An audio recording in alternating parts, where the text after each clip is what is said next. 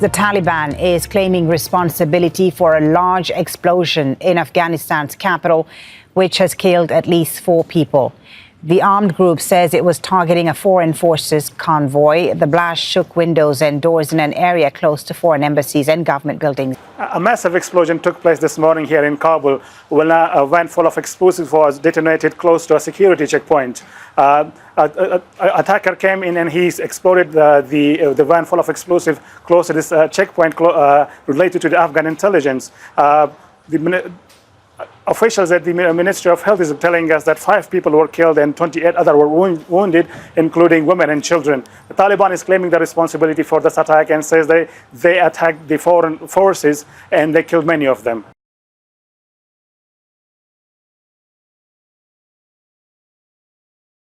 Dorian is finally moving away from the Bahamas, but is leaving so much destruction behind.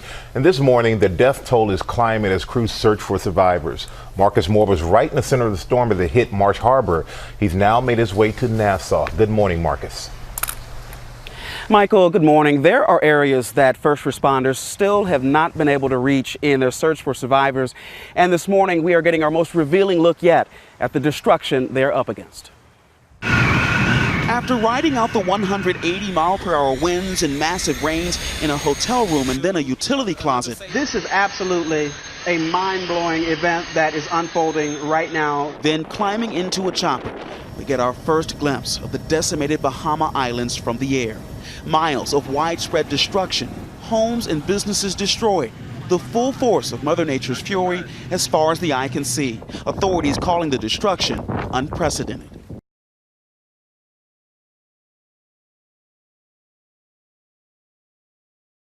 The NTSB tonight is on the scene now questioning the crew after that boat was engulfed in flames in the middle of the night. 34 passengers sleeping below deck did not survive. They have found so many of the bodies now.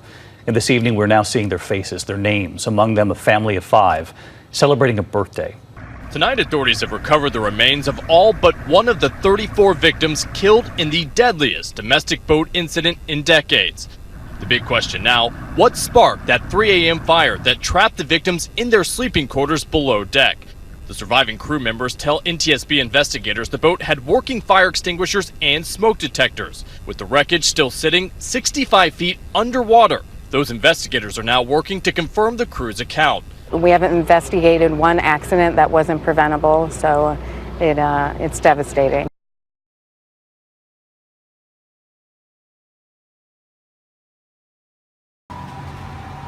One person died and at least 34 were injured when a truck and an express train with 500 people aboard collided in Yokohama on Thursday.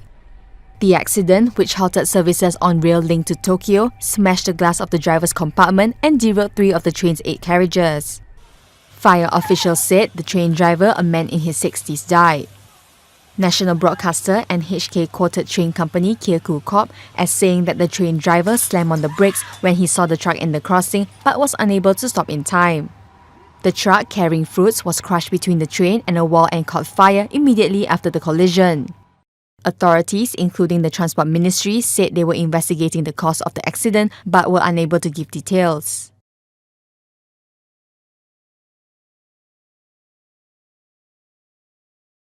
Good evening. One of our most notorious prisoners is tonight a free man. Michael Guider has emerged from Long Bay Jail into a barrage of abuse from the public and a warning from the families of his victims that he will find a way to strike again. A child killer, paedophile, now a citizen again of Sydney. Michael Guider walked out of Long Bay Jail this afternoon and into a world where he's not wanted. After more than 2 decades in jail, he left with his only possessions stuffed into 2 garbage bags. This was the face of the monster in 2002 when he admitted killing 9-year-old Samantha Knight. This is him now, grossly overweight, with a trimmed beard and short hair. Guider had dodged a last-minute appeal by the Attorney General to keep the man who he described as despicable in jail. Unfortunately, and it's devastating for the families, I won't be able to bring that appeal.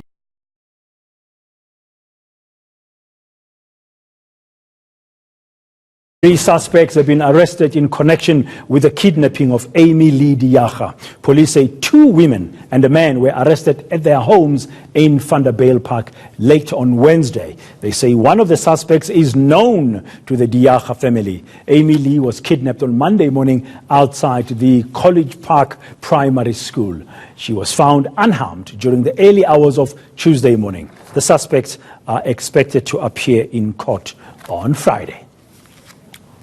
Police say they could be arresting another suspect. I think it's common knowledge now that these suspects kidnapped the child with the hope of trying to, force the parents to pay in money. But of course, that didn't happen. I think they knew that we were onto them before we could arrest them during last night and early hours of this morning.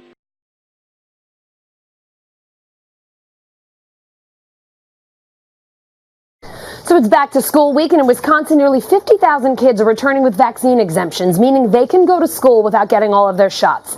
Meanwhile, in 2019, measles cases in the U.S. reached their highest level in 27 years, and now some people are questioning whether anti-vaccine beliefs are to blame. We're seeing outbreaks of diseases that we eradicated. There are people questioning decades and decades of scientific research. The problem is information overload.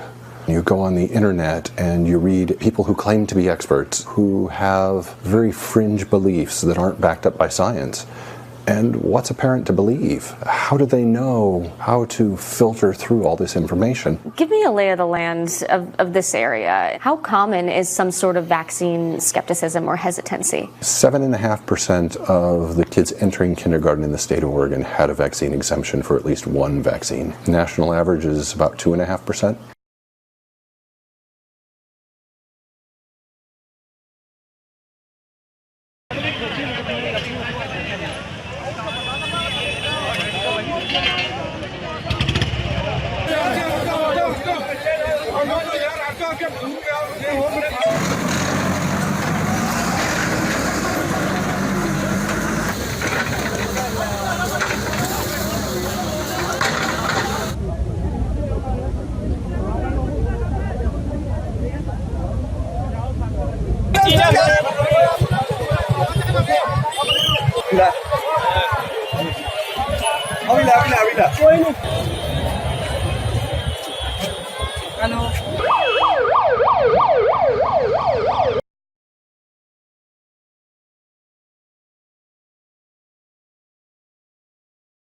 And the Pakistan military has taken another step that seems like an endless provocation to India. They've beefed up security in Pakistan-occupied Kashmir. Pakistan has moved a brigade of over 2,000 troops to Bagh and Kotli sector near Poonch area, and the troops are deployed about 30 kilometers away from the Indian side. The Indian army is closely monitoring the situation. Rattled Pakistan has established movable training camps of terror groups. According to information gathered by security agencies, Hizbul commander Shamsher Khan will lead infiltration attempts, and they will in fact send terrorists into the last week of September or early October. ISI also has set targets to recruit a number of terrorists from Waziristan. Now, the Lashkar and Jaish terrorists have already moved into forward launch pads along with the SSG commandos from the Pakistan Army. In a press briefing yesterday, Lieutenant General KJS Dhillon had said that Pakistan is desperate to infiltrate maximum terrorists into Kashmir to disrupt peace in the valley.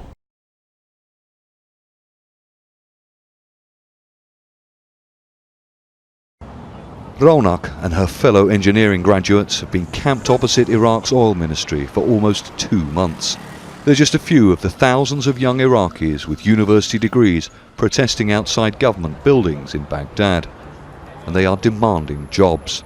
I feel a volcano of anger inside me, and I'm sad because it's my country and all I'm asking for is my rights.